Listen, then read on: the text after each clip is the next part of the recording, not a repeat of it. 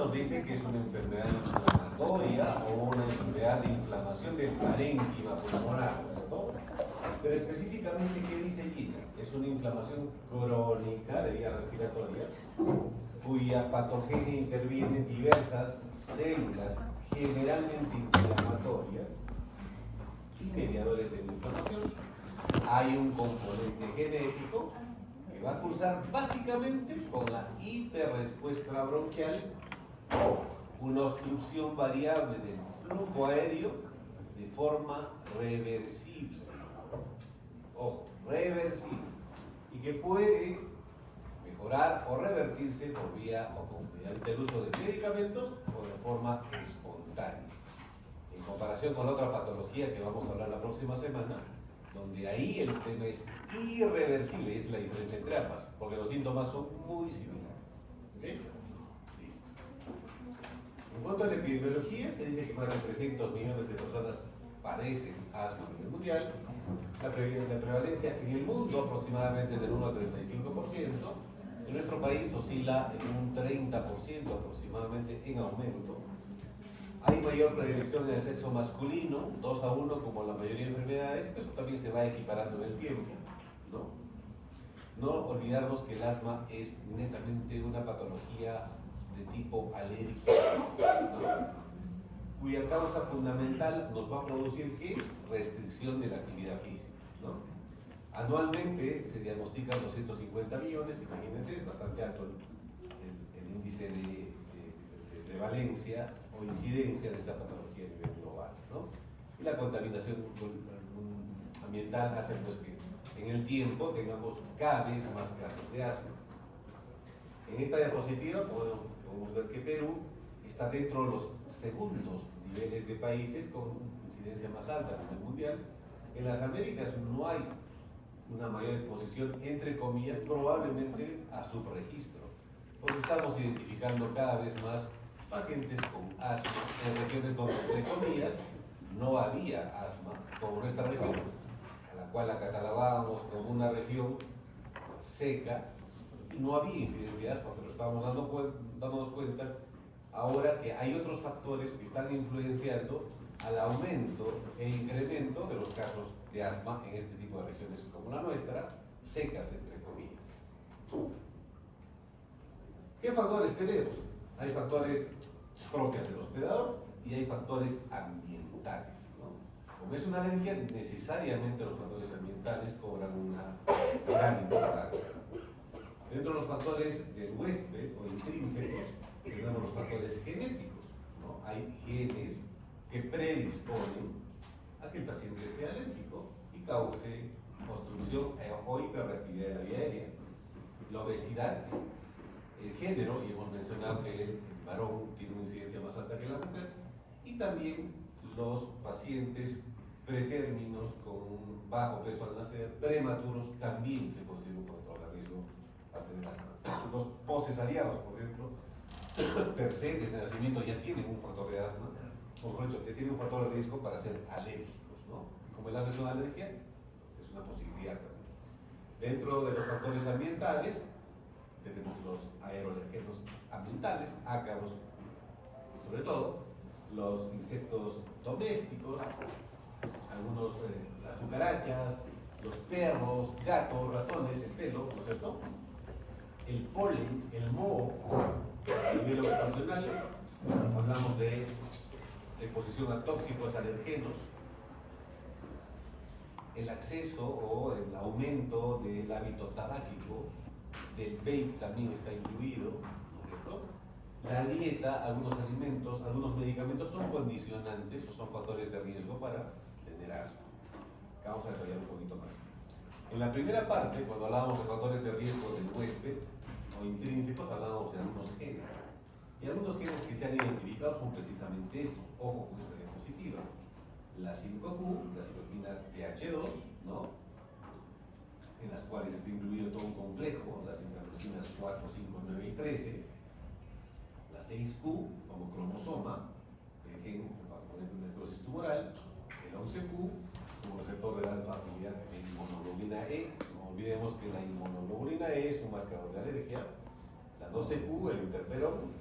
La 14Q presenta las células T complejas, la 16Q interleucina 4R y la 20Q, que su gen predisponente es el ALAN3. En algunos pacientes, en algunos estudios se ha identificado este tipo de genes o cromosomas en estos pacientes y se ha demostrado la confirmación del asma. Por eso que en la parte hay un componente genético. Factores: alergia, factores propios del huésped, valor de evidencia bastante alto, menarquia precoz, generalmente menores de 10 años tienen un factor de riesgo, la obesidad, ya lo hemos mencionado, los cuadros de hiperreactividad bronquial, los cuadros de rinitis alérgica, que se diagnostican en la primera infancia, son factores de riesgo para asma, las rinosinusitis crónicas también, ¿no? Entonces son factores del huésped. Tenemos factores prenatales, como mencioné al principio, la prematuridad, pacientes o recién nacidos que hayan sufrido el periodo neonatal y ictericia neonatal, lactancia materna mixta, ¿no? Por eso es importante, si bien es más complicado, el hecho de, por la comodidad de la mujer, tener sus hijos por cesárea, sin indicación médica y que sea de una forma electiva, condiciona estos factores de riesgo. Tabaco en la gestación, ya sea de primera mano o de segunda mano, es un factor de riesgo. Antes se llamaba activo pasivo, ¿no es cierto? Dentro de los factores ambientales, los aeroalergenos están en todo el medio ambiente, los alergenos laborales, sobre todo las industrias, las infecciones respiratorias recurrentes y la exposición a tabaco sigue siendo un factor de riesgo. ¿Cuáles son? Esos son los factores de riesgo. Ahora, ¿cuáles son los factores desencadenantes de asma? O sea, que nos van a producir necesariamente un ataque, un espasmo bronquial. Dentro de los atmosféricos, la polución, los diferentes componentes, vegetales como el polen de árboles, de malezas. Dentro de los domésticos, los ácaros del polvo, que es muy frecuente, el epitelio del gato, es pecado capital, tener en un paciente asmático tener un gato, ¿no es cierto, Yasmín? El epitelio del perro, en segunda instancia, cucarachas, roedores. Esos elementos condicionan a un paciente alérgico la posibilidad de poder hacer un espasmo bronquial. Agentes infecciosos, hongos, ¿cierto? Aspergillus, ¿no? Virus, rinovirus, virus respiratorios, ¿cierto? Sustancias de bajo peso molecular como los fármacos, anhidros, maderas, metales, polvo. En realidad los aeroalergenos y los ácaros son los principales, ¿no? Y que lo tenemos en todo nuestro medio ambiente. Dentro de los factores laborales, las peluquerías, hay muchos pacientes que se dedican a la cosmetología, por ejemplo, y están teniendo bastante incidencia de asma, eso se ve cada vez más. Los pacientes que trabajan con fotografía, con tintes, ¿no es cierto? ¿Qué más? Sustancias vegetales, gomas vegetales, hongos, esporas, etcétera, que eso todo lo tenemos por la biografía donde vivimos, ¿no? Factores sistémicos, hay fármacos que condicionan espasmos bronquiales y definitivamente a la cabeza los beta-bloqueadores. Está contraindicado un paciente asmático utilizar un beta-bloqueante. Los AINES, ¿no? Estamos hablando de paracetamol, ibuprofeno, diclofenaco, naproxeno, esos son AINES. El ácido acetilsalicílico, ¿no es cierto? Entre alimentos, lácteos y derivados, leche, queso, yogures, huevo, frutos secos, cereales, mariscos, etc. Alimentos que tengan sulfitos, ¿no? Vino, zumo de limón, lima, uvas, vinagre, marisco, cerveza. Otros como algún tipo de veneno para cuando hay picadura de abejas. Hay pacientes que con una picadura se encienden o hacen reacciones anafilácticas de abeja, de avispa, ¿no es cierto? Entonces esos elementos condicionan, van a desencadenar el espasmo bronquial, que se cierre el bronquio y nos produzca la limitación del flujo aéreo. Hay fenotipos que anteriormente se manejaban, y hoy en día también, y lo catalogan en tres grupos grandes: fisiológicos, relacionados con los desencadenantes, y los inflamatorios. Quizás los inflamatorios sean los que más conocemos, ¿no? Pero están clasificados de la siguiente manera. Dentro de lo que son los fisiológicos o clínicos tenemos el asma grave, propiamente dicho, o el asma casi fatal, el asma con exacerbación grave, que son aquellos que se hospitalizan hospitalizan, ¿no es cierto? El asma refractaria al tratamiento, en pacientes en los cuales no tienen alergia y son córtico-dependientes. El asma de inicio precoz, la mayoría de casos, en niños o en personas menores de 12 años. El asma de inicio tardío, sobre todo mujeres, que se inicia en la edad adulta y suele cursar sin alergia. El asma con limitación fija al flujo aéreo, por reemadación bronquial, por cuadro crónico, que puede haber un solapamiento con el síndrome overlap asma-EPOC. El asma y obesidad, que es muy frecuente, que tiene síntomas mucho más graves, su evolución es mucho más lenta. El fenotipo que relaciona a los desencadenantes, el asma alérgico, generalmente por alergenos ambientales u ocupacionales, que es muy frecuente. El asma inducido por AINES, el asma inducido por la menstruación, y hemos indicado que es un factor de riesgo, ¿no es cierto? La menarquia precoz. El asma inducida por ejercicio, también, eso también es frecuente, ¿no? Se hace actividad física y sienten la necesidad de utilizar un rescatador, ¿no? Porque empieza ya a silbar el pecho. Y dentro de los inflamatorios, como les decía, que son, es probable que ya se hayan escuchado anteriormente, el asma eosinofílico o predominio de eosinófilos, precisamente en sangre, suele ser netamente alérgico y tener muy buena respuesta cuando utilizamos corticoides o glucocorticoides, ya sea orales o inhalados. El asma neutrofílico, cuando ya hay un compromiso bacteriano, ¿no? Puede darse en pacientes con enfermedades graves, tipo EPO, retiro, ectasias, etc. Y pueden producir exacerbaciones graves también. Y el asma pausigranulocítica es una mezcla de ambas, ¿no? Tanto tiene componente de predominio polimorfonuclear como mononuclear. Entonces, estos son los tipos, o son los fenotipos del asma. El tratamiento actual o la tendencia es empezar a manejar pacientes de forma individual, indicando o identificando su fenotipo. Porque como se han dado cuenta, no todos necesitan corticoides, algunos solo con broncodilatación podrían revertir el cuadro. ¿Cuáles son las células implicadas en el proceso inflamatorio en el asma? Son este tipo de células, linfocitos, T, TH1, TH2, sobre todo, los mastocitos, eosinófilos, neutrófilos, los macrófagos, etc. ¿Qué es lo que producen los linfocitos? Generalmente están elevados en la vía aérea, pero cuando se produce un desequilibrio a nivel de los linfocitos THG 1 y 2, es ahí donde se va a producir el espasmo bronquial, sobre todo cuando hay predominio de TH2, ¿no? Y estos a la vez van a estimular nuestra cascada inflamatoria, nuestras citocinas 4, 5, 9 y 13. No se olviden de eso, 4, 5, 9 y 13. Los mastocitos van a estar aumentados en el epitelio bronquial y se van a infiltrar en el músculo liso. ¿Por qué es el silbido en un paciente asmático? Porque precisamente hay obturación y actividad del músculo liso bronquial, ¿no? Entonces esa es la clave de este cuadro. Su activación va a liberar mediadores broncoconstrictores y proinflamatorios como la histamina, leucotrienos y prostaglandinas D2. Los eosinófilos per se están elevados en la vía aérea y su número lógicamente se va a relacionar con la edad. Como ya lo hemos dicho, hay un fenotipo eosinofílico que responde muy bien al uso de glucocorticoides. Los neutrófilos están elevados en la vía aérea en algunos pacientes específicos, sobre todo cuando hay componente bacteriano, pero en pacientes que tienen patología grave, ¿no? Un asma grave o que tenga una comorbilidad adicional, como otra patología preestablecida. Y también ahí el tratamiento es antibiótico, pero también se utilizan los glucocorticoides. Las células dendríticas generalmente son las células reguladoras, se encuentran en los ganglios linfáticos y van a estimular la producción de linfocitos TH2, ¿no? Los macrófagos, como en todo nuestro sistema inflamatorio, son células que nos sirven de defensa, ¿no? Pues pueden ser activados por alergenos a través de receptores de baja afinidad para la inmunoglobulina E y pueden liberar mediadores inflamatorios, específicamente en cuadros de asma. Entonces, estas células son las involucradas en todo el proceso de broncoconstricción que se produce en el asma.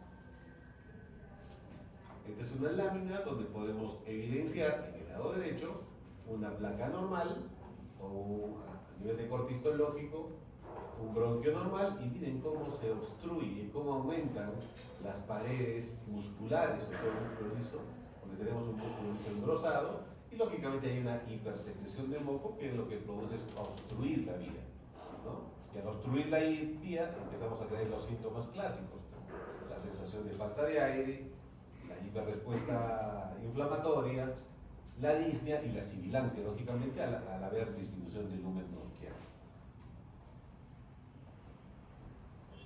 Entonces, ¿cuáles son las células y elementos estructurales directos que participan en el asma? ¿Qué pasa con el epitelio bronquial? El epitelio bronquial, lógicamente, está dañado por este cuadro intermitente o persistente de inflamación. Va a haber, lógicamente, pérdida de células ciliadas y secretoras, ¿no? Las células van a producir cambios en su microambiente que se van a expresar por múltiples proteínas inflamatorias, liberación de citoquinas, quimiosinas y mediadores lipídicos que van a hacer modificaciones físicas, estructurales en el epitelio bronquial. A eso se llama la famosa remodelación bronquial. El músculo liso va a mostrar un aumento en o va a haber una proliferación celular a nivel de la musculatura lisa o hiperplasia que va a producir crecimiento que se va a expresar por mediadores proinflamatorios similares a los del epitelio bronquial. Las células endoteliales de la capa superficial va a producir reclutamiento necesario de células inflamatorias desde los vasos de la vía aérea mediante la expresión o adhesión molecular. Los fibroblastos y miofibroblastos ya se alteran en un asma avanzado. Van a estar estimulando o van a ser estimulados por mediadores inflamatorios o proinflamatorios de crecimiento rápido con aumento de tejido conectivo, como el colágeno, proteoglicanos, que van a ser responsables directos al haber aumento de fibrosis o fibroblastos. Va a haber la famosa remodelación bronquial. Cuando hablamos de remodelación bronquial, hablamos que el bronquio se endurece. Entonces no hay forma de poder, en estos casos, cuando ya hay remodelación bronquial, poder abrir esa vía aérea, salvo por vía quirúrgica. Ahí entra la termoplastía bronquial, que es el último peldaño. Los nervios, lógicamente, que se alteran a este nivel, van a activar reflejos nerviosos y causar broncoconstricción y aumento de secreción de moco, básicamente. ¿Qué es lo que tiene un paciente cuando está en una crisis? Hay sensación de falta de aire, la hiperproducción del moco hace que se obstruya más y sienta la necesidad de disnea o de utilizar medicamentos de rescate con mucho más frecuencia. ¿Salud? Entonces, ¿qué componentes tenemos para el asma? Hemos dicho que necesariamente tiene que haber una exposición, es una alergia, puede ser ambiental o genética, que va a producir estimulación de los linfocitos TH2. Se estimula toda la cascada de las células que hemos mencionado, sobre todo los mastocitos, aumento de producción de inmunoglobulina E, aumento de producción de eosinófilos. Estos a su vez estimulan mediadores proinflamatorios. Hemos hablado de citoquinas 4, 5, 9 y 13, ¿no es cierto? Y estos van a producir broncoconstricción, y si no controlamos a tiempo y producimos episodios de broncoconstricción recurrentes, vamos a producir remodelación bronquial, ¿no? Eso es lo que nos dice este cuadro. Igual en el cuadro B, la exposición también es similar, caen todas las interleucinas que participan en la inflamación. Lo mismo que hemos mencionado acá, lo está detallando con un poquito más de claridad, pero vemos que un mediador importantísimo son los linfocitos TH2, Helper, y las células, los mastocitos, ¿no? Que son los que van a estimular tanto histamina como inmunoglobulina E, que estos a su vez producen el aumento de eosinófilos, neutrófilos, y van a producir los cambios fisiológicos que hemos visto en la lámina anterior con las células que participan en el proceso. Entonces, inicio la cascada inmunológica, respuesta linfocitaria por el linfocito TH2, fundamentalmente.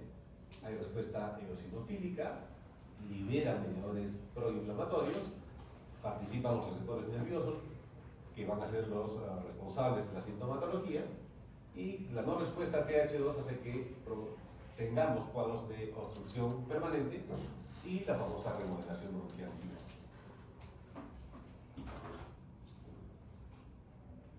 Esto es similar al cuadro anterior, cuando tenemos una exposición ambiental o cuando tenemos una exposición no ambiental donde participan eosinófilos en una y en la otra no.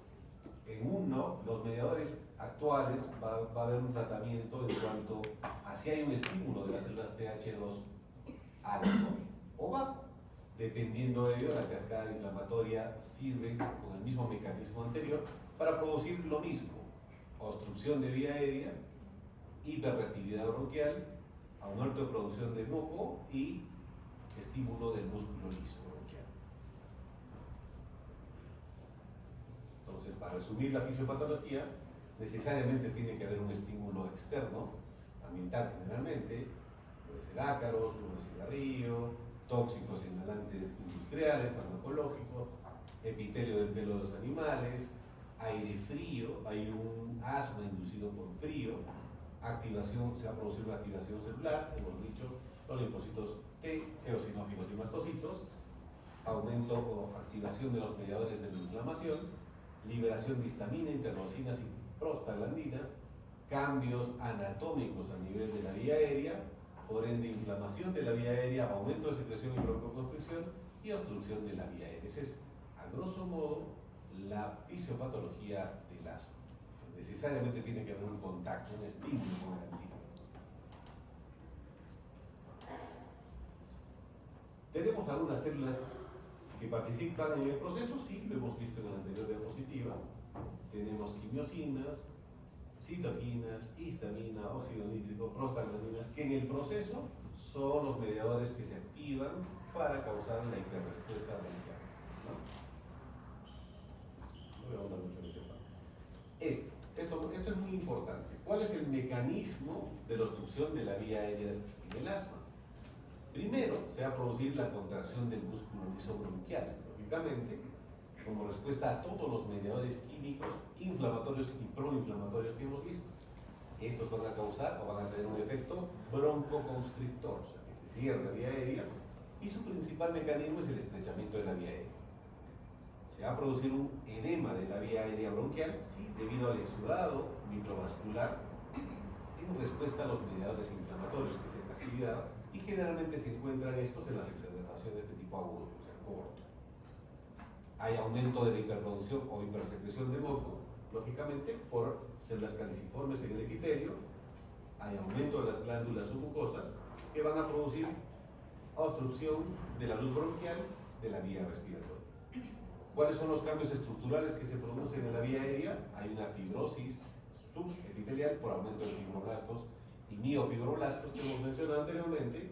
Hay aumento de depósitos de fibras de colágeno, proteoglucanos en la membrana basal, por ende hipertrofia e hiperplasia del músculo liso, que también va a producir aumento de la circulación de vasos sanguíneos a nivel de pared bronquial.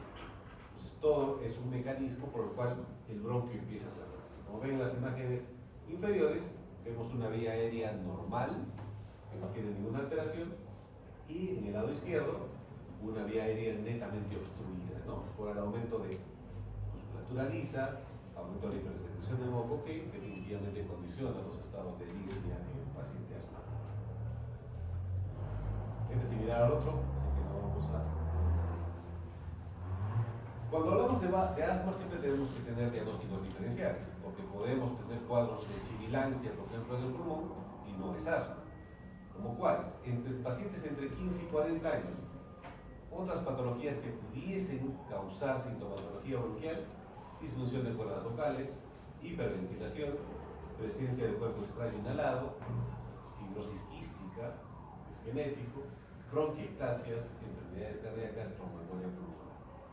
Entre los mayores de 40 años hay que pensar también, podría haber disfunción de cuerdas vocales, podría haber cuadros de hiperventilación, bronquiectasias, enfermedad parénquima pulmonar estructural, insuficiencia cardíaca siempre y tromboembolia pulmonar. Siempre esas patologías deben tener más síntomas.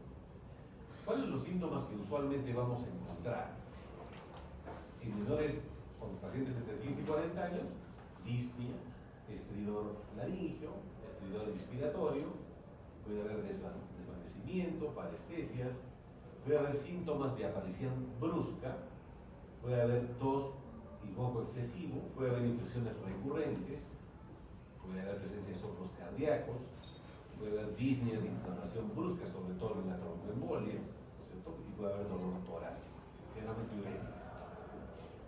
En los mayores los síntomas son muy parecidos: disnea, estridor, desvanecimiento, disnea de esfuerzo, la diferencia en mayores de 40, síntomas nocturnos, ¿no es cierto? Y lo demás, disnea de instauración brusca, dolor torácico, también lo tenemos en pacientes jóvenes. Pero lo importante es tener los agentes o las enfermedades probables que podrían simular un cuadro asmático.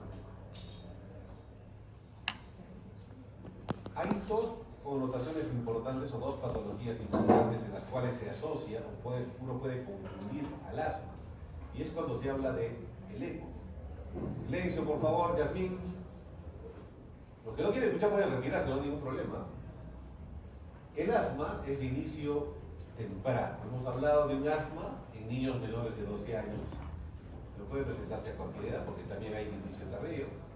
El EPOC tiene una particularidad, el punto de corte es después de los 40 años. El asma, el antecedente tabáquico es indiferente. En el EPOC necesariamente tiene que estar un antecedente tabáquico o biomasa. La presencia de alergias o atopía sí o sí es frecuente en el asma. En el EPOC no es tan relevante, infrecuente. Antecedentes familiares son frecuentes, atopía es frecuente en el asma. En el EPOC no es relevante. Los síntomas son variables en el asma, sí, en el EPOC no, son puntuales.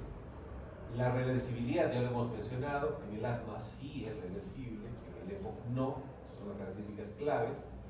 La respuesta a glucocorticoides es muy buena, o casi siempre se utiliza y hay buena respuesta en el asma. En el EPOC generalmente es variable, lo utilizamos solo cuando hay espasmo o cuando hay una exacerbación del EPOC. Entonces, tenemos dos diferencias bien claras por las cuales podemos hacer la disquisición si estamos frente a un asma o estamos frente a un EPOC, que es muy frecuente que se equivoque, sobre todo a nivel 1. ¿Cómo llegamos al diagnóstico? Y hemos hablado de cómo es el mecanismo por el cual se produce la broncoconstricción bronquial. ¿Cómo llegamos al diagnóstico? Primero, una prueba que tenemos a la mano es la espirometría, con test de reversibilidad o con test de broncodilatación se llama. Lógicamente que primero va a primar la clínica. ¿Y cuál es la clínica y cuáles son los síntomas que nos hacen suponer que estamos frente a un paciente con asma? Disnea, sibilancias, opresión torácica y tos. Sí o sí tiene que haber sibilancia para que sea un paciente asmático. Si no tenemos en un paciente sibilancias, no es asma. Interrupciones nocturnas del sueño, porque usualmente son en la noche o a primeras horas de la mañana, ataques recurrentes relacionados con factores específicos dependiendo del contacto con que hemos estado expuestos, y generalmente con una respuesta a tratamiento específico sea adecuada. Un buen inhalador o un buen corticoide inhalado va a controlar el asma. El problema es que tienen que tener en la cabeza que el tratamiento no es salbutamol, sino el tratamiento del asma es un glucocorticoide inhalado. ¿Okay? Entonces, en pediatría hay algunos criterios que nos van a ayudar a diagnosticar el asma. Hay criterios mayores y menores, pero hay que partir de que los niños presentan sibilancias por debajo de los 3 años, que es muy frecuente. Podemos confundirnos con una bronquiolitis, ¿cierto? Que es muy frecuente en menores de 2 años. ¿Qué criterios mayores nos pueden sugerir asma en pediatría? Diagnóstico médico de asma a alguno de los padres, o sea, está habiendo antecedente genético, familiar. Diagnóstico médico de eczema atópico o piel seca o reseca. Y sensibilidad o que se haya demostrado alergia a algún componente o a un alergénico. Son los criterios mayores. Dentro de los criterios menores, sibilancias no relacionadas con un resfrío, eosinofilia en sangre mayor al 4%, alergias a algún componente tipo lácteos y derivados, huevos, cítricos o frutos secos, son elementos que nos sugieren que estamos frente a un paciente en pediatría con asma. Y si a estos componentes añadimos que está silbando el pecho, se confirma el diagnóstico. Tiene que haber un componente necesariamente de alergia, no se olviden de eso. Este es un espirograma que nos hace valorar, ¿qué cosa? Nuestro ciclo respiratorio normal. Recordarán que tenemos 4 volúmenes y 4 capacidades.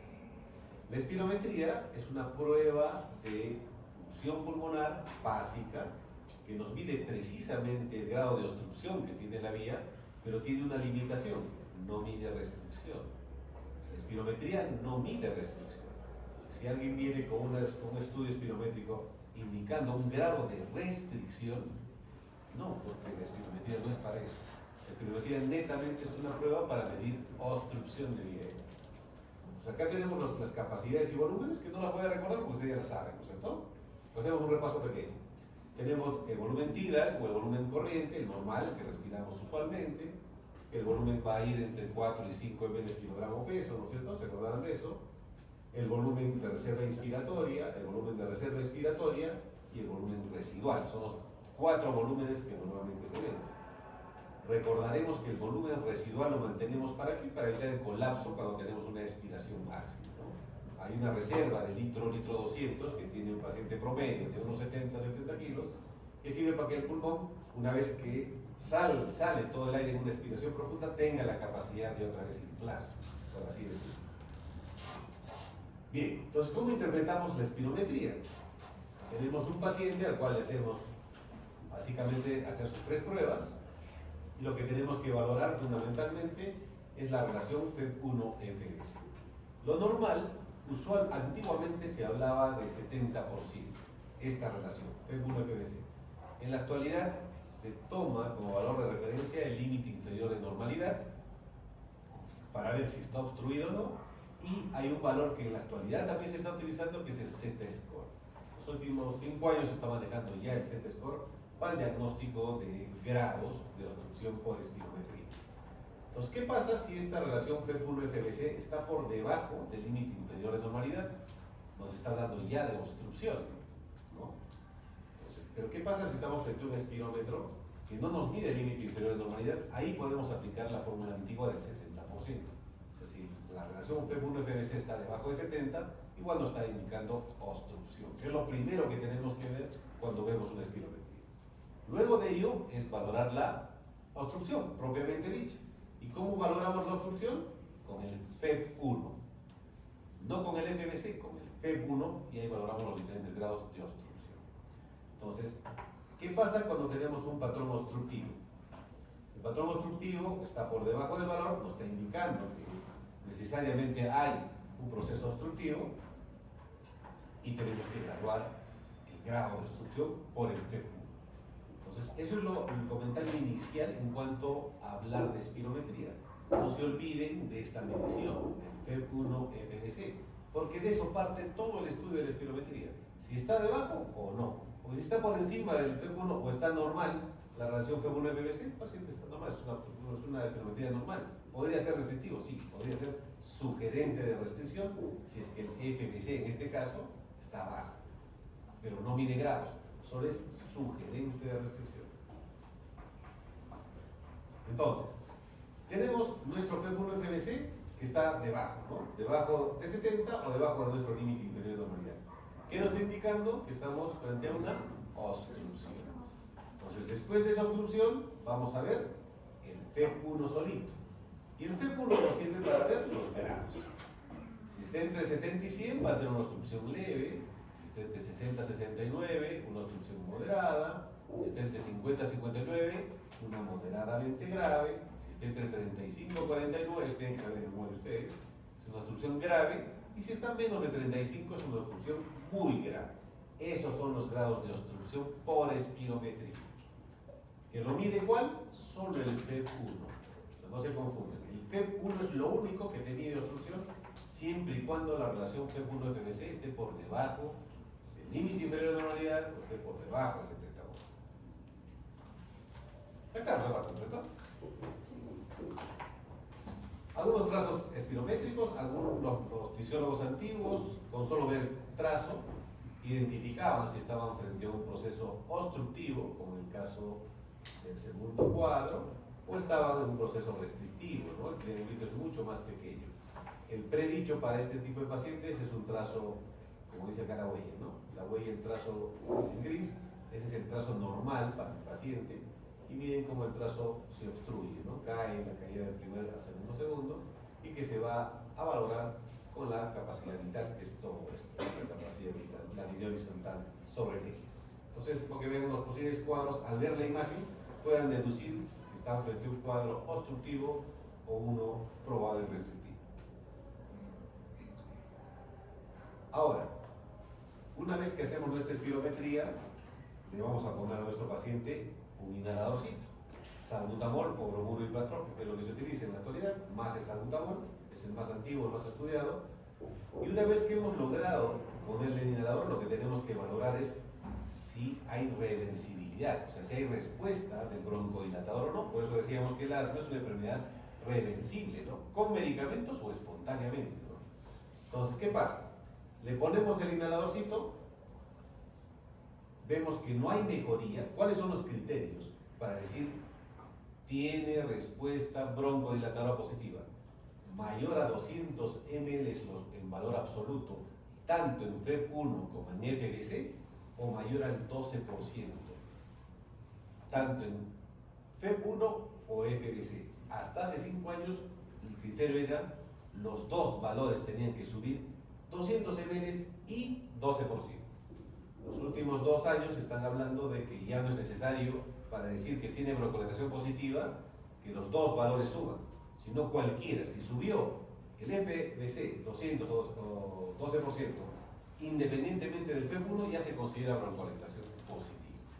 Entonces, si este paciente le hemos puesto, se ha determinado que tiene un patrón obstructivo, le ponemos un broncodilatador, si no llega a 200 y 12%, cualquiera de las variables, sugiere obstrucción crónica y es un EPO, que tiene que dar la gravedad. Pero si logra broncodilatación positiva, que quiere decir más de 200 y 12%, pero no se normaliza, nos está indicando que sigue siendo una obstrucción crónica. Es un EPO, ¿no es cierto? Pero si este pacientito que está obstruido, le ponemos el broncodilatador, tiene respuesta positiva y sale o casi se normaliza la obstrucción, está sugiriendo el asma, te está confirmando el asma. Por eso es importante la espirometría. Pero ojo que la espirometría no es el gol estándar del diagnóstico del asma. ¿Cuál es el gol estándar o la prueba gol estándar para el diagnóstico de asma? Es la prueba de broncoprovocación con metacolina. ¿Qué quiere decir? Al paciente se le introduce una sustancia y el paciente se cierra automáticamente y hace una crisis o una pseudocrisis. Ese es el gol estándar del asma. Por eso que no hay que confundir un paciente con espirometría normal, que tiene toda la sintomatología y descartamos el asma. No, la clínica es la que manda. ¿Ok? Listo. Entonces, esto es lo que les he dicho anteriormente, ¿no? ¿Cuál es la prueba de broncodilatación? Que haya un cambio mayor a 200 ml y 12%, tanto en FEV1 como en FBC. Tiene que tener los dos criterios, ojo. Tanto FEV1, 12% y valores absolutos 200 ml para decir que sí hay respuesta positiva. ¿Qué estudios complementarios utilizamos en el asma? La radiografía de tórax, lógicamente, nos sirve. Hay pruebas de sensibilidad espontáneo como el FRIP test, el dosaje de inmunoglobulinas, la presencia de eosinófilos en la expectoración o sangre mediante citometría de flujo, el FENO, que es la presión exhalada de óxido nítrico, el test de provocación o broncoprovocación de metacolina de asma y la flujometría diaria. Son pruebas o son estudios complementarios que nos sirven para el diagnóstico y seguimiento del asma.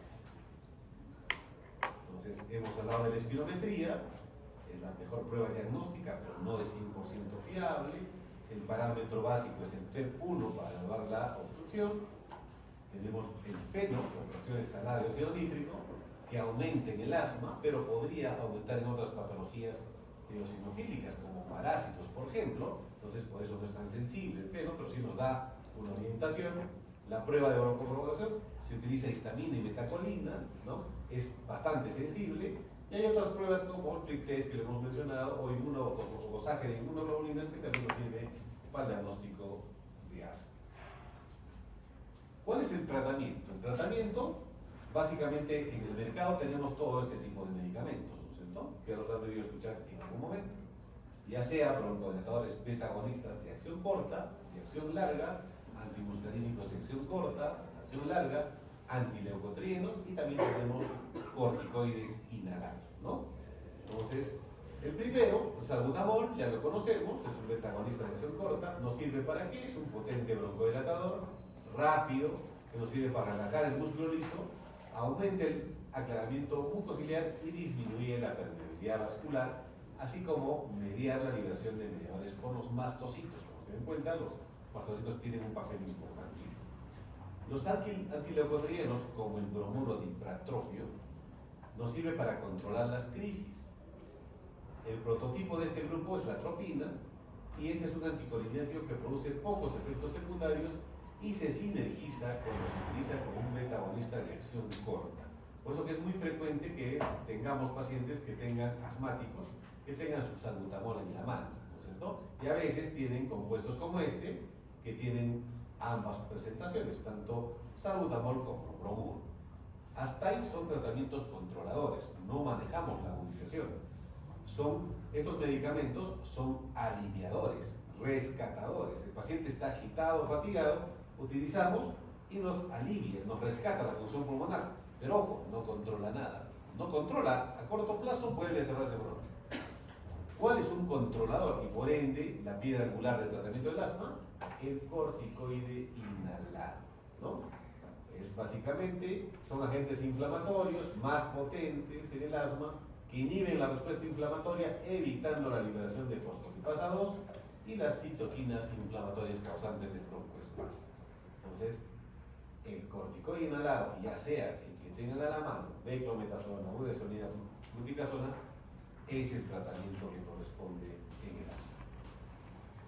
¿Cómo se utiliza un inhalador? Lógicamente que ustedes ya lo saben, probablemente, ¿no? Es un gráfico bastante cómico para diferenciar cuál es el correcto uso de un dispositivo MDI, un dispositivo de dosis medida, que ese es el presurizado.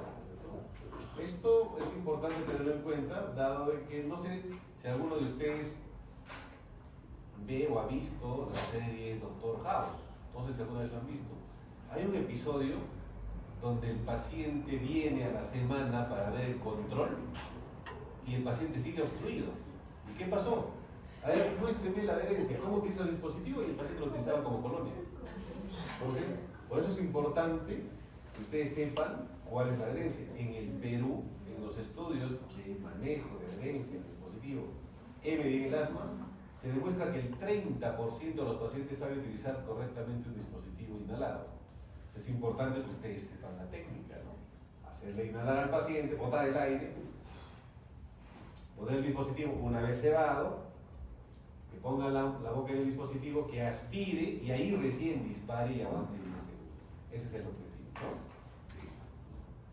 Que tenemos otra que es similar a la anterior, pero con el uso de aerocámara, ¿no? Sobre todo en niños menores y adultos mayores que no tienen no sincronizan mucho en el momento del disparo con la inhalación, y así se evita que se pierda el medicamento, ¿no? Listo. Entonces, ¿qué es lo que básicamente nos sirve en el control del asma?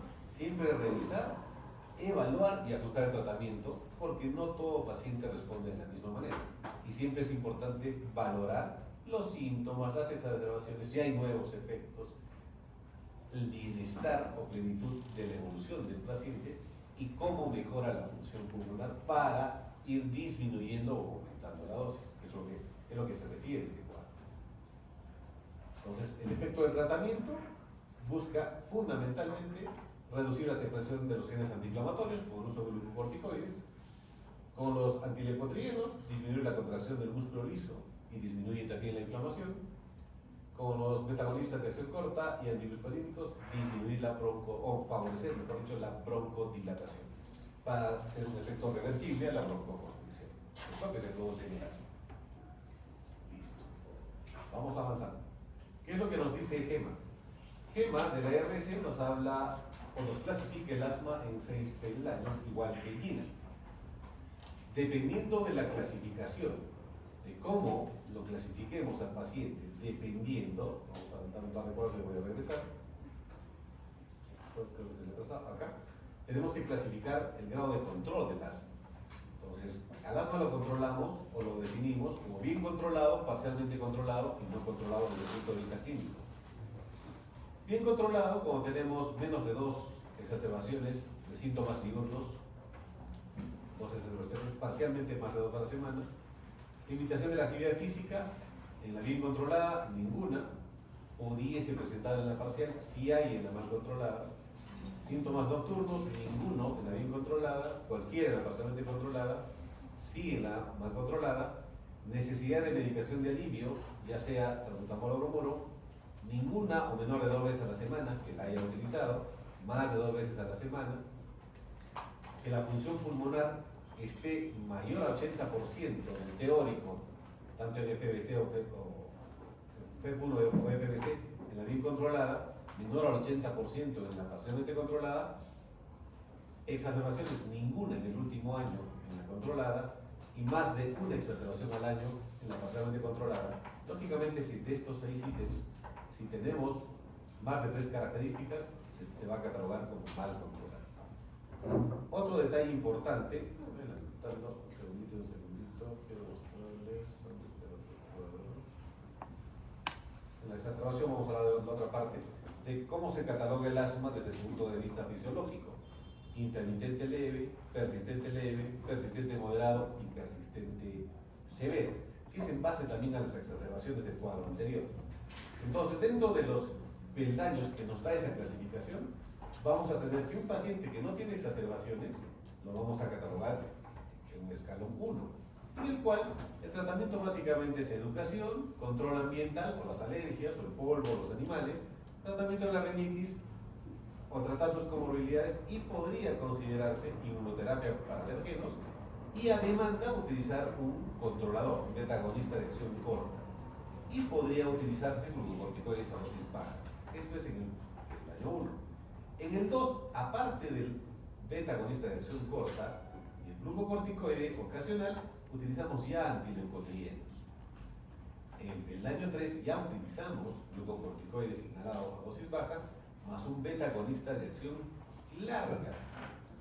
Otras opciones, glucocorticoides a dosis media, y podemos utilizar también glucocorticoides más antileucotrienos tipo Montelukast.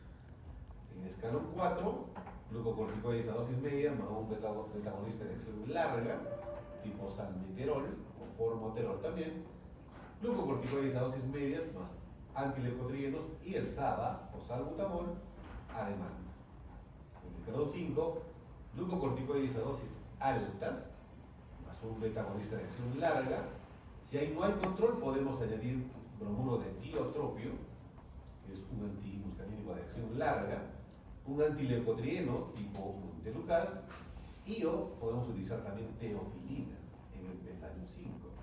Continuamos con un beta-agonista de acción corta a demanda. Como se dan cuenta, es a demanda, no es un tratamiento controlador, que es muy frecuente que lo utilicen, ¿no es cierto? Y en el peldaño 6, que es el más avanzado, el cual el paciente no controla, glucocorticoides a altas dosis, más un beta-agonista de acción larga, más un tiotropio, más un antileucotrieno, y si no hay control podemos ya pensar en termoplastía bronquial, que es poner un dispositivo en el bronquio para que pueda abrirse la vía aérea. Podemos utilizar triamcinolona intramuscular o intratraqueal y glucocorticoides orales o sistémicos. Continuamos con SABA y las medidas de control que siempre debemos tener: educar al paciente, control ambiental, tratamiento de la rinitis y sus comorbilidades.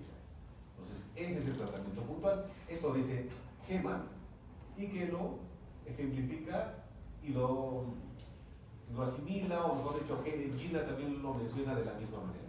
Tanto GINA 2024 como GINA 2025 no han cambiado en cuanto a los STEP, siguen siendo los mismos. STEP 1 con el 5 es lo mismo. Si se dan cuenta, GEMA tiene 6 pasos, porque los europeos nunca van a hacer o van a estar de acuerdo al 100% con los americanos, y GINA solo pone 5 STEP, pero el tratamiento es el mismo. Si se dan cuenta, el 1 y el 2 lo junta GINA y el manejo es el mismo. A necesidad, dosis baja de corticoide inhalado y formoterol. Se utiliza el SABA a necesidad y las medidas ambientales que hemos mencionado. En el STEP 3 lo mismo, dosis bajas, se añade dosis de corticoide más formoterol, se añade corticoide sistémico. Podemos aumentar en el STEP 5 ya anticuerpos monoclonales tipo benralizumab o tepemizumab, que son las últimas drogas que ya se están manejando en el mercado. Y por último ya empezamos a entrar a lo que es la termoplastía bronquial en casos de remedración bronquial severa, ¿no? Esto es lo mismo, es parecido. Dosis. Cuando hablamos, en una parte de los peldaños hablábamos de bajas dosis de corticoide, medianas dosis y altas dosis, ¿no? De beclometasona, baja dosis, 200 a 500 microgramos. Lógicamente que es importante que ustedes sepan la presentación, cuánto equivale un disparo. Mediana dosis 500 a 1000 y alta dosis más de 1000. O sea, ¿qué estamos hablando? Si bien los corticoides se utilizan generalmente cada 12 horas, acá te están indicando que puedes utilizar hasta 4 disparos, hasta 6 disparos. Porque cada push o cada PAP tiene 100 microgramos que estás eliminando. En cuanto a beclometasona. En cuanto a budesonida, 200 a 400 microgramos, dosis baja, 400 a 800, dosis media, y mayor a 800, dosis alta. Otra droga que nosotros tenemos es la fluticasona furoato, 100 miligramos, no reportan un medio, 200 miligramos, dosis alta. Transidrona no tenemos inhalada en Perú, mometasona tampoco, ciclosemida tampoco. Lo que tenemos en el mercado aquí en Perú es beclometasona, fluticasona y budesonida. Mencionado, ¿cuál es el objetivo del tratamiento? Necesariamente incrementar el tratamiento si estamos frente a una exacerbación, estamos con un asma mal controlado o parcialmente controlado, y disminuir si tenemos un asma bien controlado. ¿Qué buscamos? Disminuir la dosis o buscar una dosis mínima eficaz, considerar subir hasta alcanzar el control de la patología, subir hasta lograr el control, lógicamente, y reducir cuando ya lo tenemos controlado, y tratar según la gravedad.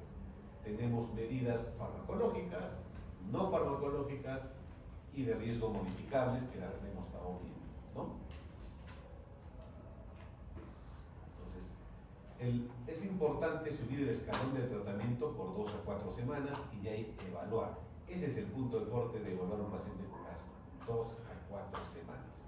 Con una misma dosificación para considerar subir del peldaño o empezar a disminuir. 2 a 4 semanas. Por eso he puesto esta laminita. ¿Hay 10 mitos sobre el asma? Sí. Algunas cosas probablemente les van a ser más familiares a ustedes. Cuando tenemos exceso del uso de beta-agonistas de acción corta tipo salbutamol, hay mayor riesgo de un asma fatal. O un paciente que me utiliza 2 caníster de salbutamol al mes está indicando que ya tiene un factor de riesgo para que a corto plazo me haga un asma casi fatal. ¿Por qué? Porque ese paciente está disparando a cada rato, ¿no es cierto? Mitos de tratamiento: es totalmente falso que los niños se hagan adictos al tratamiento. Falso, porque el efecto es local, actúa a nivel de pared y muscularizo nada más. Es totalmente falso que dañe el corazón, se ha determinado que no. Es totalmente falso que baje el rendimiento escolar, también, pero alguna vez han mencionado ello. Es totalmente falso que reduzca la talla final esperada. Hay unos artículos que demuestran que a largo plazo sí hay una disminución de la talla, pero del 0.005%, es muy bien bajo, en pacientes que han utilizado por tiempos prolongados el tratamiento con corticoides sobre todo. Hasta acá, como asma pura, ¿tenemos alguna pregunta?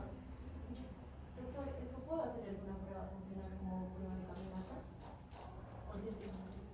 El test de caminata es un test que incluye dentro del índice PODE.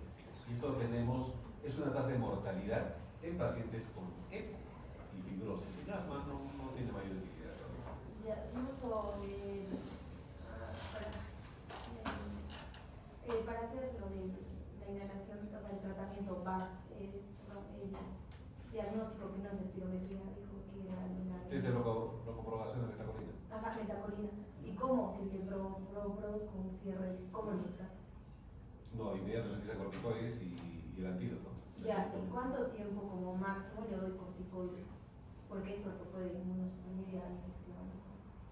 El corticoide que se utiliza por vía inhalada tiene una penetración a torrente sanguíneo sistémico del 0.012%. Es mucho más dañino utilizar corticoides sistémicos, tipo tabletas, inyectables, ese tipo de cosas, que los inhaladores. Y lastimosamente, cuando uno va a una farmacia, te dan dexametasona y prednisona como caramelos, para un resfrío, inclusive. Y eso es muy frecuente que lo veamos cotidianamente, ¿no? Bien. Solo para uso para asma es en primera línea se puede considerar glucocorticoides. Inhalados. Claro, Inhalados, no sistémicos. inhalatorios. Esta parte es más pequeñita, más corta. Vamos a hablar de exacerbación del asma, ¿no? Y tenemos que hablar de qué es la exacerbación del asma. Lógicamente van a ser episodios de empeoramiento del cuadro clínico del paciente asmático de la situación basal que tiene, ¿no? Entonces tenemos exacerbaciones de instalación lenta y rápida. ¿A quiénes llamamos cuadros de instalación lenta? Que se han producido entre días y semanas, generalmente el 80% causado por cuadros virales, ¿no? Infección de vía respiratoria alta, o que no tengan un tratamiento adecuado, ¿no? Su mecanismo necesariamente es una inflamación leve. Los de instalación rápida se producen en menos de 3 horas, generalmente son los más frecuentes, son los que vienen por emergencia, y generalmente se producen por exposición directa al alergeno. Inhalación de los alergenos, fármacos, medicamentos, alimentos, estrés emocional, etc. Generalmente los de instalación rápida son los que son más severos, que pudiesen llegar inclusive a UCI, cuando no hay respuesta al tratamiento convencional, y generalmente, pero también tienen una respuesta rápida al tratamiento, pues es importante actuar rápido en este tipo de pacientes. Entonces, ¿cómo se clasifican las exacerbaciones? Según la leve, moderada y grave, ¿no? Leve, síntomas, en caso de flujo aéreo justo fuera de lo normal, está por ahí, respira normal, no hay ningún problema. Moderada, empeoramiento de los síntomas, empeoramiento de la función pulmonar, aumento del uso del beta-agonista de acción corta, o sea, su salbutamol, ¿no? Y en este caso, cuando hablamos de síntomas, ¿cuáles eran los síntomas cardinales, muchachos? ¿Cuáles eran? Sibilancias, ¿qué más? Ah, disnea, ¿qué más? Tos, y falta uno, opresión torácica, ¿cierto? Esos son los síntomas que se pueden exacerbar. Y lógicamente que en el grave que necesita hospitalización y uso de corticoides inhalados, ¿no? Entonces, ¿cuáles son los factores que predisponen un asma casi fatal? Episodios previos de ingreso a una unidad de cuidado intensivo, intubación o ventilación mecánica, hospitalizaciones frecuentes previas en un año. Hemos dicho que un criterio que por más que sea una sola exacerbación al año ya lo mete dentro de parcial o mal controlado. Múltiples consultas a los servicios de urgencia previos al año, lógicamente. Rasgos o trastornos psicológicos, actitudes de negación, depresión, o el paciente que no tenga adherencia al tratamiento, o sea, que tenga un componente psicológico psiquiátrico o miedo a utilizar el dispositivo, por lo cual podamos considerar que el paciente no se adhiere al tratamiento. Que tengan problemas cardiovasculares, el abuso, lógicamente, de los caníster, de los beta-adrenérgicos de acción corta, instauración súbita de la crisis, y pacientes que no tengan un control, que vengan a consulta ahora, le dan su tratamiento, a la semana ya está normal y se aparecen de acá a un año. Normalmente a eso se refiere este último párrafo. Eso es muy frecuente también. Entonces, este es el otro cuadrito que les quería mencionar. ¿Cuáles son los grados de exacerbación asmática? Crisis leve, moderada grave y parada respiratoria. Disnea era leve, lógicamente, como su nombre lo indica, en base a la Medical Receive Council. Escala de disnea según la Medical Receive Council y sus 5 grados. En base a eso se define estos grados de disnea. Leve, en la moderada, lógicamente moderada, y en la parada respiratoria muy intensa, ¿no? Habla en la crisis párrafos completos, en la moderada grave habla solo frases y palabras, en la parada respiratoria no habla nada, en la frecuencia respiratoria está aumentada, ¿cierto? Más de 20, en la moderada grave entre 20 y 30, en la respiratoria hay parada respiratoria o tórax silente, frecuencia cardíaca menor de 100 en la leve, entre 100 y 20 en la moderada, hay bradicardia en la parada respiratoria, uso de musculatura accesoria, ausente en la leve, presente en la moderada grave, hay movimiento paradójico tóraco-abdominal en la parada respiratoria, sibilancias presentes en la leve, presentes en la moderada, ojo, en la parada respiratoria silencio auscultatorio, o tórax silente, sea honesto, nivel de conciencia normal en leve, normal en la crisis moderada, disminuido en la parada respiratoria, el pulso paradójico, ausente en la crisis, leve, en la moderada, entre 10 a 25 milímetros de mercurio, ausente por fatiga muscular en la parada respiratoria. El FEP1 FBC, menor a 70, abordamos mayor a 70 en el leve, o sea que está normal, un poquito bajo, un suyo leve. En la moderada grave, menor a 70, no podemos como hacer una espirometría en este tipo de pacientes, ¿no es cierto? En parada respiratoria. La presión, la saturación de oxígeno, mayor a 95, esto a nivel del mar, 90-95, moderada grave, y menor a 90 en respiratoria, y nosotros 85 en el punto de corte, en la de complicación severa. La presión parcial de oxígeno, normal en la leve, entre 60 y 80 en la moderada, menor a 60 en la parada respiratoria. La presión de CO2, menor a 40 en la leve, mayor a 40 en la moderada y mayor a 40 también en la parada respiratoria por acúmulo de CO2, ¿no? Entonces son los criterios para definir frente a qué crisis estamos. Estamos frente a una crisis leve, de buen acumulatorio, una crisis moderada y ya el manejo de intervención de unidad de cuidado intensivo. Según la gravedad, que es lo que dice INE, intermitente, leve, persistente y todas persistentes. En la leve intermitente, síntomas por la mañana, menos de 1 por semana, síntomas por la noche, menos de 2 por mes. El FEP1 está más del 80%, hay variabilidad del 20% a la semana. El leve persistente, hay más de un episodio por semana, pero no diario, más de 2 episodios por mes en la noche. Esos son los síntomas claves, ¿no? En la noche o en la mañana. Exacerbaciones puede afectar la actividad y el sueño. El FEP está más de 80, o sea, está dentro de rangos, pero hay una variabilidad entre 20 y 30%. En el persistente moderado, los síntomas en la mañana sí son persistentes diarios. En la noche hay más de 1 por semana, o sea, es constante. Puede afectar la actividad física y el sueño. El FEP ya empieza a caer, 60-80%, ¿no? El uso de su beta agonista de acción corta ahora es diario, ya no es a necesidad. Y el grave persistente, los síntomas diurnos son diarios, los síntomas nocturnos son frecuentes. En las exacerbaciones hay limitación de la actividad física, ya no puede hacer sus actividades. El FEP ya ha caído a menos del 60%, el paciente está muy obstruido, moderado o moderadamente grave, y la variabilidad es más del 30%. Entonces, esas son las clasificaciones de severidad. Si ustedes quieren hacer un diagnóstico fino cuando diagnostican asma bronquial, persistente leve, intermitente moderado, desde el punto de vista clínico, controlado, parcialmente controlado, sería lo correcto. Esa es la forma de diagnosticar. Esta es la misma que la anterior que hemos mencionado. Acá es la comparación que este TINA y este es GEL, ¿no? Que son muy similares en la clasificación. Esta ya la vimos, esta es de GINA, que habla de controlada, no controlada y parcialmente controlada, que habíamos mencionado hace 2 o 3 diapositivas atrás, ¿verdad? No es necesario volver a redundarla. Esta, ¿no? Bien controlada, parcialmente mal controlada, que la mencionamos anteriormente, son las mismas desde el punto de vista clínico. ¿Ya? Sigamos. ¿Cómo manejamos la exacerbación? Lógicamente, primero hay que valorar un paciente que viene con agitación psicomotriz, con un broncoespasmo, con trastorno de la conciencia, el famoso ABC, ¿no? La ventilación, la circulación. Entonces, lo primero que, y la conciencia, ¿no? Lo primero que tenemos que valorar es si está somnolento, si está confuso, o si hay parada respiratoria, un tórax silente o un silencio respiratorio. Si no hay eso, hay que clasificar el estadio y empezar a manejar.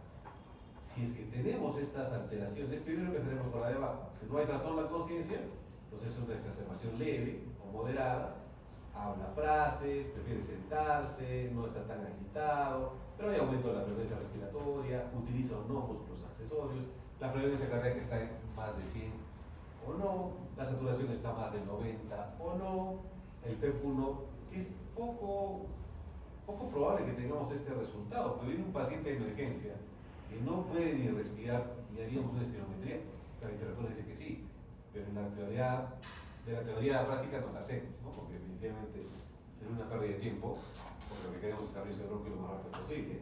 Ahí lo que se utiliza es un beta agonista de acción corta, salbutamol, considerar un antilepotrieno, clorburoclotropio. Hemos dicho que ambas sinergian su potencia, ¿no es cierto?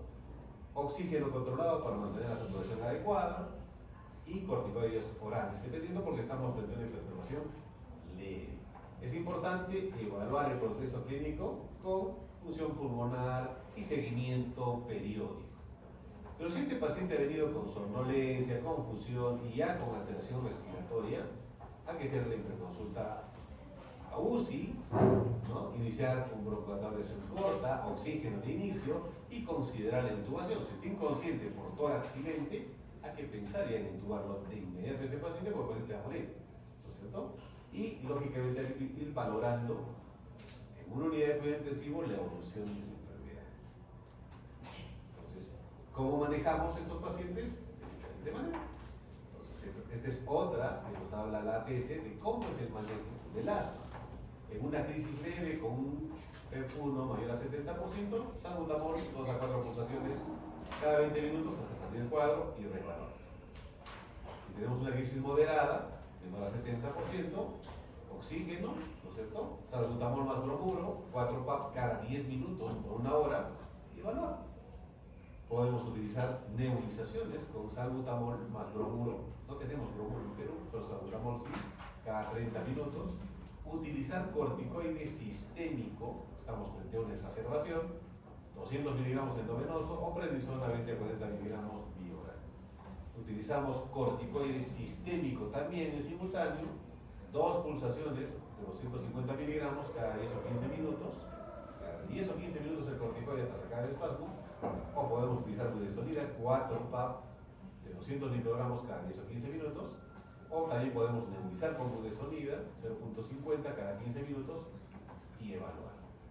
Para pacientes que tenemos lógicamente parada cardiorrespiratoria, lo primero es oxígeno, utilizar siempre los inhaladores, salbutamol bromuro, hidrocortisona endovenoso, considerar de inicio ventilación mecánica no invasiva y si no, considerar intubación orotraqueal en UCI, ¿cierto? Ingreso a UCI. Luego de la evaluación, si hemos visto que hay una buena respuesta entre 1 a 3 horas, el paciente ha mejorado, está estable, asintomático, se puede considerar el alta utilizando corticoide oral, sistémico, 40-60 por 7 a 10 días, glucocorticoide inhalado y un broncodilatador de acción larga. Nada más, control periódico. El paciente que no ha respondido entre 1 a 3 horas y está inestable sintomático, necesariamente ese paciente va a ir a UCI, ¿no? Oxígeno, salbutamol, bromuro, las nebulizaciones, hidrocortisona endovenoso de forma periódica cada 6 o cada 8 horas, prednisona oral cada 12 horas y considerar en última instancia sulfato de magnesio, ¿ya? Que es la última que se utiliza para tratar de abrir el bronquio antes de entubar. Si no responde frente al sulfato de magnesio, que es lo último ya, hay que entubar a ese paciente porque se aguante. Esa es la conducta, este es el fluxograma normal de un paciente con exacerbación asmática. Entonces, ¿qué medicamentos utilizamos frecuentemente? Beta-agonistas de acción corta, salbutamol darbutalina, agonitas beta-alérgicos sistémicos, salbutamol, anticolinérgicos, bromuro y platopio, glucocorticoides, prednisona y hidrocortisona, lo que tenemos a la mano, inhalados, fluticasona, budesonida, beclometasona, sulfato de magnesio, la dosis por si acaso son 2 gramos, en un bolo una sola dosis, pasar lento en 20 minutos, sulfato de magnesio inhalado no existe en Perú, aminofilina tampoco ya no utilizamos, está escrito, pero ya en Perú tampoco por las reacciones cardiovasculares que tiene, no se utiliza tampoco las teofilinas. Entonces, ¿qué es lo que ¿qué hacemos con la hospitalización? Las primeras 3 horas, ya lo hemos mencionado en el glucograma, oxígeno, el objetivo es restaurar la saturación en un 90% por lo menos, al menos acá en la altura, permanecer con sintomáticos hasta lograr su estabilización y disminuir lógicamente la función pulmonar, que está disminuyendo en un 40%, tratar de mejorarla en un 20%. El manejo, oxígeno, beta-agonitas de acción rápida, broncodilatadores adicionales como bromuro y platopio, glucocorticoides sistémicos y glucocorticoides inhalados. Esa es la base del tratamiento del virus asmático. Perlas, ya para terminar, en exacerbación, incremento de sensación de falta de aire, tos, sibilancia, presión torácica, lógicamente exacerbación de los síntomas, disminución del flujo respiratorio, el PEP1 cae, normal es 80%, no se olviden, y terapia de inicio, broncodilatadores inhalados, de acción rápida y glucocorticoides. Creo que eso es todo. El objetivo, aliviar la obstrucción del flujo, aliviar la hipoxemia, en exacerbaciones severas, monitoreo estricto, y en exacerbaciones leves, manejo ambulatorio y pedido. Y listo. ¿Alguna pregunta, muchachos?